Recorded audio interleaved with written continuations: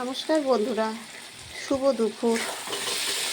তো দেখো, সবটা তোমাদের সঙ্গে শেয়ার করতে পারিনি, একটু দেরি হয়ে গেছে।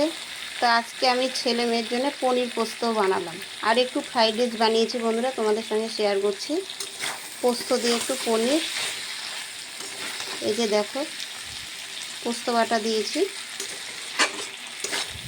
তো তোমাদের সঙ্গে একটু ফ্রাইড রাইস, মানে ঘরোয়াভাবে ফ্রাইড রাইস করেছি ওদের জন্য, তাই তোমাদের সঙ্গে ছোট্ট ভিডিওটা শেয়ার করলাম বন্ধুরা। এই যে আমার ফ্রাইড রাইস, তোমরা দেখতেই পাচ্ছ। অল্প করে একটু ফ্রাইড রাইস বানিয়ে দিয়েছি, খাবে। ছেলে বললো মা একটু ফ্রাইড রাইস পনির করো, আজকে শনিবার, তাই তোমাদের সঙ্গে ভিডিওটা শেয়ার করলাম। কেমন হয়েছে অবশ্যই কমেন্ট করবে বন্ধুরা।